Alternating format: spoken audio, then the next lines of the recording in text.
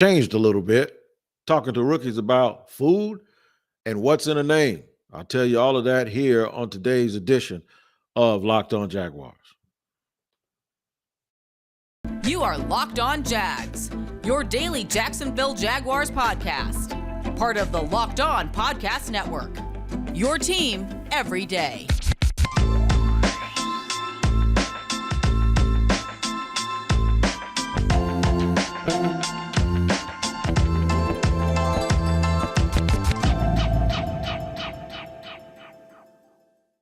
Thank you for joining us for another edition of Locked On Jaguars. I am Tony Wiggins of Locked On Jaguars, your daily podcast, your 3 times a week podcast during the month of June.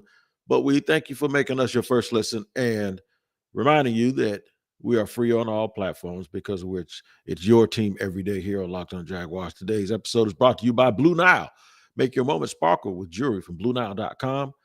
And Locked On Jaguars listeners get $50 off purchases of $500 or more. This podcast exclusive includes engagement at BlueNile.com. So use the promo code Locked On at checkout. Good to see you guys today here, man, on Locked On Jaguars. I've been a little bit busy. We're going to talk about today about Minicamp, some of the things you see and hear around Minicamp with what's going on with some of the players. The construction of the Minicamp it was a mandatory Minicamp that has been changed to now only players who were hobbled or at the end of last year and rookies. And even a couple of newcomers that are trying to get over some injuries, they're the ones that are there. All the healthy veterans are out, enjoying life, doing things until the regular training camp gets going here. Doug Pederson making that decision. Also, segment 3, naming rights. What's in a name? What I mean by that is the Jaguars have a long-term local company who has signed up for the naming rights to their practice facility and their headquarters, which will be completed by next summer, the summer of 2023. And we'll discuss that and what it means for the viability. I know you guys hate that word, but what it means for the viability and the long-term outlook for the Jacksonville Jaguars. But right now, today, we talk about some things that's going on with the Jags at Minicamp. I really, really like the fact that Doug Pederson has decided to let all of the veterans go, the healthy veterans, to allow those guys to enjoy a little bit more of their off time in their summer prior to training camp. I think it's a big deal. I think it's pretty good for morale.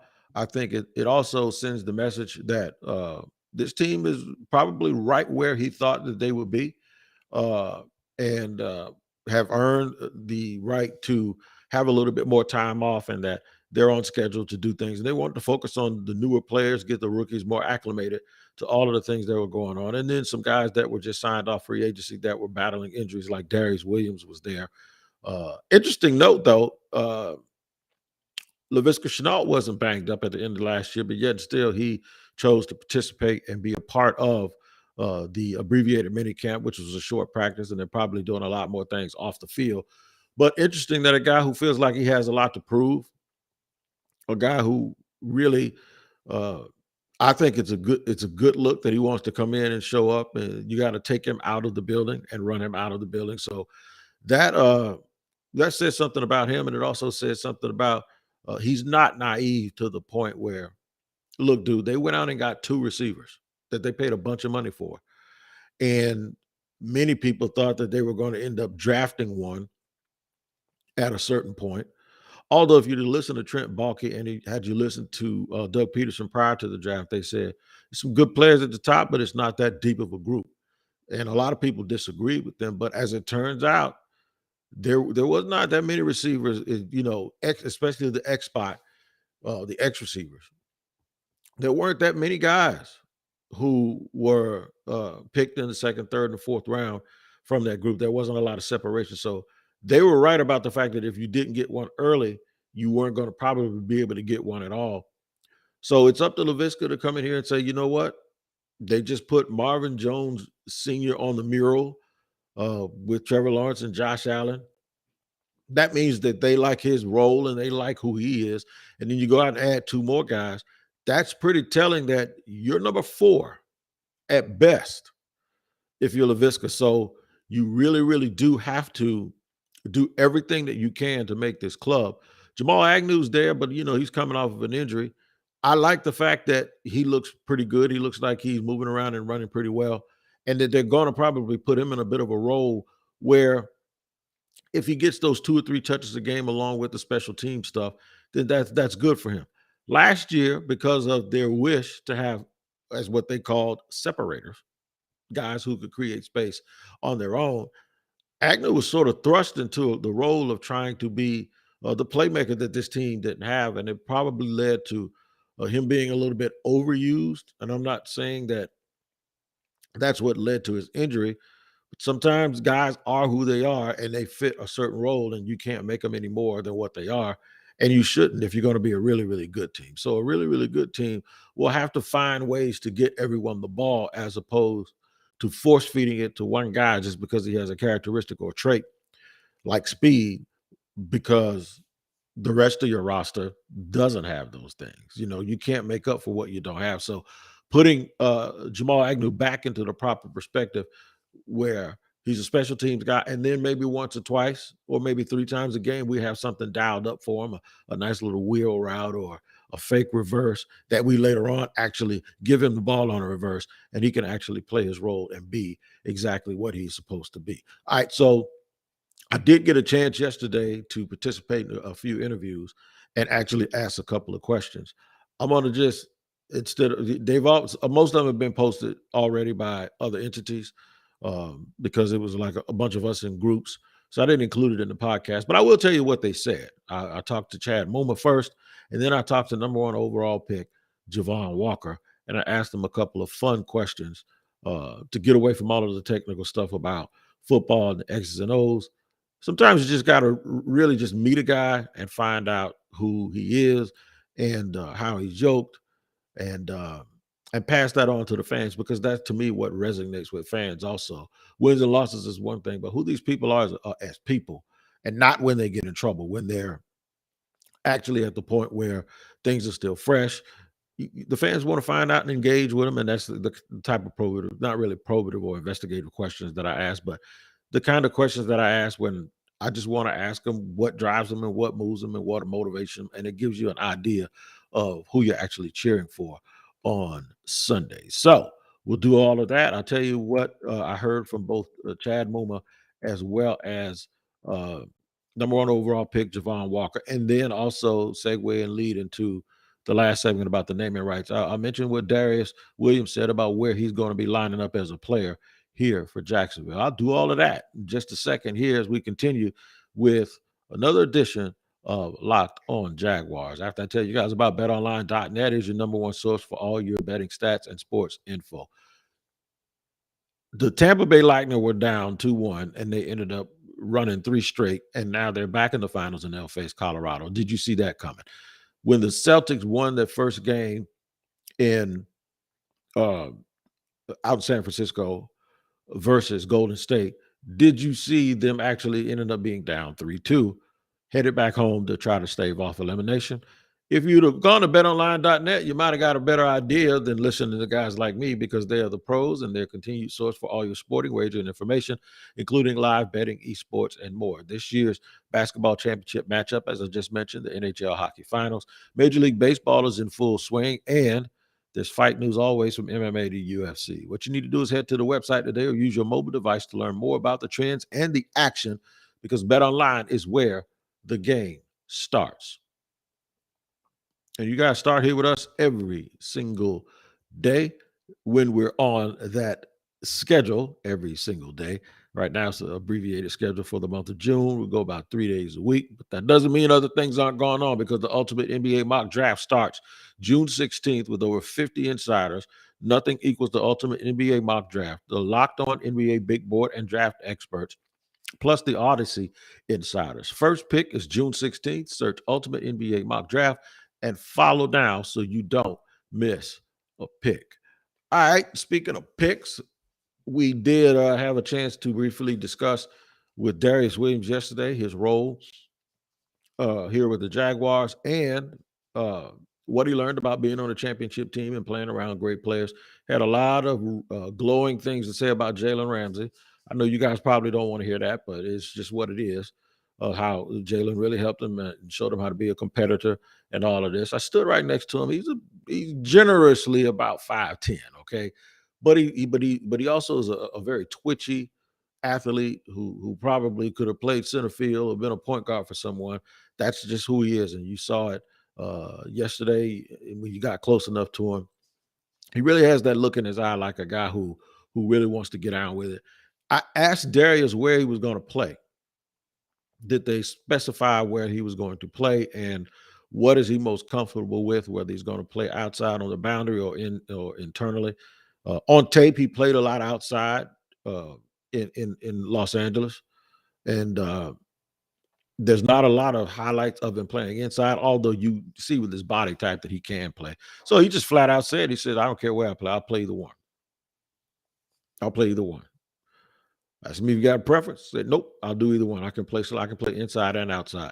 Translation for me, that means he's gonna play inside because I don't think Shaq Griffin can play inside. And Tyson Campbell is entrenched as the corner on the right side of this football team. I really do think that means that they're going to play Darius Williams at slot. Now, don't get me wrong. If Shaq Griffin or whoever is having problems outside covering people, I don't think you'll have Darius Williams on the bench waiting to get in the proper down and distance situation in order to play nickel. Or the Jaguars may come out in base nickel a lot. I don't think that's the case because if they do, that means one of the inside linebackers are likely not to be on the field, and I don't think that's how they want to play. Or it means they'll have one of those big interior linemen out of the game and then put Travon Walker probably down on the end in a bit of a 4-2-5 by removing one of the bigger defensive tackles, maybe Malcolm Brown. So you have a lineup. We have Malcolm Brown, Roy Robertson Harris, and Travon Walker lined up sort of as a defensive end or a big end, and then with Josh Allen on the other side, and the two linebackers in the middle. But that doesn't put them in their base defense a lot, and teams will probably try to work around that. So I look for the two best corners to be on the field, and then if you go to your third corner, whoever that's going to be, Darius Williams will be the slot. Darius Williams also might be on the field when you only have your two best corners on the field. And then when you go to three, he goes inside and then you just sub for him on the hot corner. It's just going to be interesting to see how the Jaguars are able to match that up and figure that out because both Darius Williams and Shaquille Griffin make a good chunk of change. And it's a good problem to have. It's better to have more people at those positions than have bodies that can't get it done in your scheme. So I think the Jaguars will be okay in that way. That's a real good addition. I did ask him that since he was someone who had played for a championship team, and I know it's a lot early, and this is how I phrased the question. Do you see some of the ingredients of champion since you know what that looked like if you're dissecting it from like a football DNA perspective? And he said, sure. He said from talent, great coaches, and lots of talent.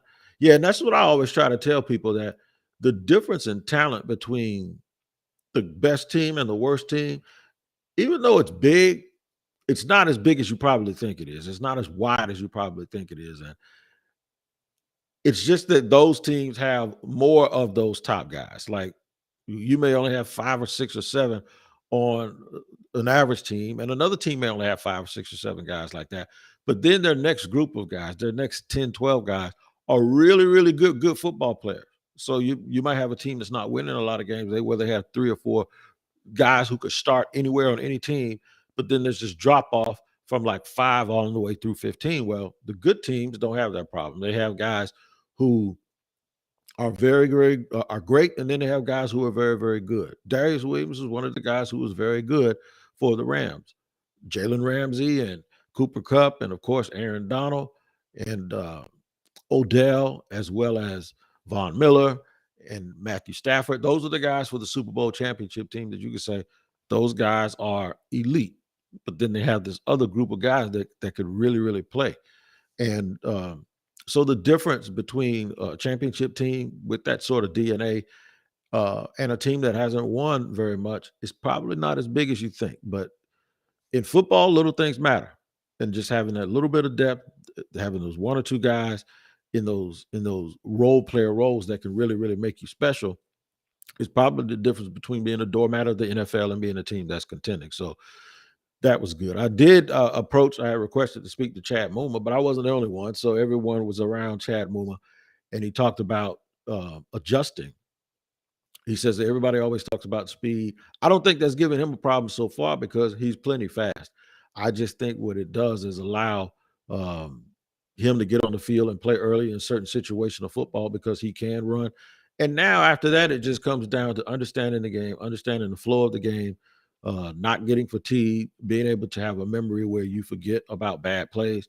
But he's a guy who he's going to have a big role on this team. And I asked him the question of um, how do you manage competing to play when the team has drafted a guy at your position uh, in the first round, and then they signed a priority free agent in the first round? And it basically his answer was just get better and completely understand it. So when your number is called, you know that you can go in and help the ball club. But better than I told you, I thought he was a luxury pick. It was a value pick. He was probably higher on the board when the Jaguars got to the third round. He was probably way higher on their board, and they were like, "There's no way we're going to pass him up." And that's one of the things that we talked about when we said balancing team building with just getting the best possible players you can and knowing that it'll work out. He's just one concussion or a twisted ankle from being out there on the field every down and playing. So you won't have a tremendous amount of drop off. One thing I did notice with him, though, he's a legit 6'3". So that changes the profile along with Devin Lloyd. They've sort of changed the profile of what our linebackers here look like in Jacksonville. I also asked him a question about what his favorite food is. He did not hesitate. He said a ribeye steak. That's a man for the people. Now, that's one of those guys. When you say ribeye steak, you're right in my territory. Even though I got to limit myself on it a little bit. But he said ribeye, and he did not hesitate. So we can all respect that. He's a carnivore, and I personally, I like that. I like a guy that appreciates a good ribeye because that is actually my favorite food as well. The other thing that I asked him, and this is for all of you TV heads, what's your favorite TV show? Didn't hesitate there. He told me it was Game of Thrones. Another man of my own heart. That's one of my top 5 shows of all time. He said that even though the ending wasn't as good, somebody else asked him about the ending of Game of Thrones. He said even though the ending wasn't as good, it still doesn't take away from the overall success of the show. And Game of Thrones is his favorite show. Then I moved on to Walkzilla. Talked to Walkzilla, listened to him. He was asked a question by John Reed of Jacksonville.com and the Florida Times Union about how basketball was really sort of, I'm going to paraphrase, that basketball was his first love. He said that is not true. I love football. He stuck with Kirby when Kirby was at Alabama. Kirby was the first offer he got at Alabama. So he stuck with Alabama. I mean, he stuck with Kirby, and he went to Georgia.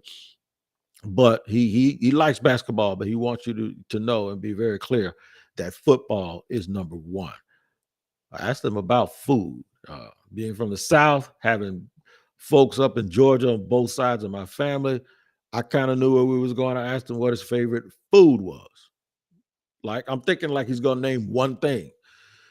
He proceeded to look like he was going to ramble on all day about, he said collard greens first. And I thought, okay, I was going to talk about collard greens. Then he said cornbread.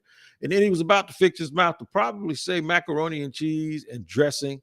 And then he was probably going to say sweet tea because that's another country thing. And then he was probably after that going to say something about peach cobbler. And then he was probably after that going to say something about pound cake.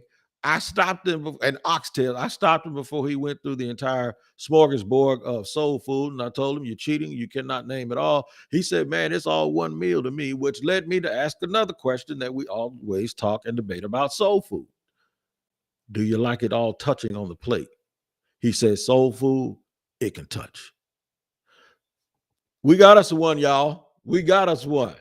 Dude loves cornbread and collard greens. And he doesn't care if it touches. In fact, it's almost mandatory if you eat soul food that they all kind of cling and hang together and sort of swag, swerve on that plate and say, we are the world. So getting to know a couple of those rookie guys and humanizing them so that you understand they eat the same things that you eat. They think about the same things that you do. They just play football on Sunday.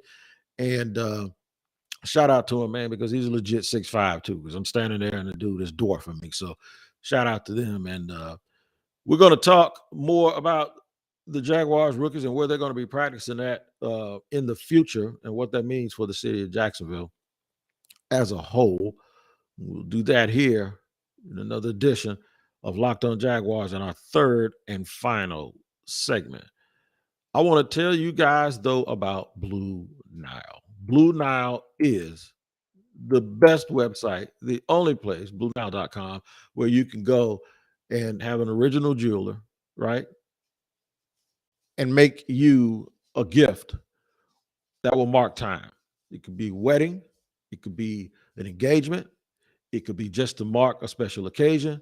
But there's nothing like making your woman smile or your mother smile with custom jewelry from BlueNile.com. And you get to engage with folks 24/7 that can answer any questions that help you design the ring or the pendant or the piece of timeless jewelry that you'll give to one of your loved ones to mark time. Whether you're ready to pop the question or you're celebrating a milestone moment, find jewelry as unique as her with modern convenience and online shopping at BlueNile.com. Here's what I need you guys to do. Make your moment sparkle with BlueNile.com's jewelry, and Locked On listeners will receive $50 off purchases of $500 or more. And the podcast exclusive includes engagement. That means you get to engage with those that are customizing your great jewelry. Use the promo code Locked On. Make sure you use the promo code Locked On when you go to BlueNile.com. All right, man, we're rolling along here and gonna get into stadium naming rights. I asked you at the beginning of this show what's in a name, and I'm about to tell you what's in a name. What's in a name for the Jaguars is they have a sponsor, if you will, for the next 10 years. The naming rights, it would be the Miller Electric Center for the Jaguars practice and headquarters facility and training facility. That is, it's. I was looking at it yesterday. I was on site. It's coming up. It's coming up. So one good thing about it is local, because one of the things the Jaguars have said is that they have some issues sometimes with local revenue, and this helps increase local revenue, and it shows a proactive approach to, even though Miller Electric is a local company, Miller Electric does work all around the country, and to have a company like that invest with the Jaguars shows that maybe they're going to start heading towards this viability that they always speak of. And I know fans don't like it, but making money and making money locally is very, very important to the viability of the Jaguars. And hopefully what it one day means is all of the games will be played here. I'm crossing my fingers.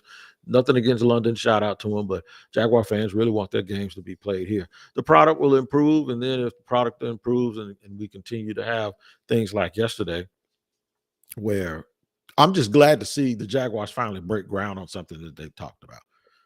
And I know yesterday Mark Lamping was asked questions and Shad was asked questions about Lot J that failed and the Four Seasons and the property that is right down near the stadium. Now, if you're not a member of Jacksonville's community, you probably don't have any idea what I'm talking about.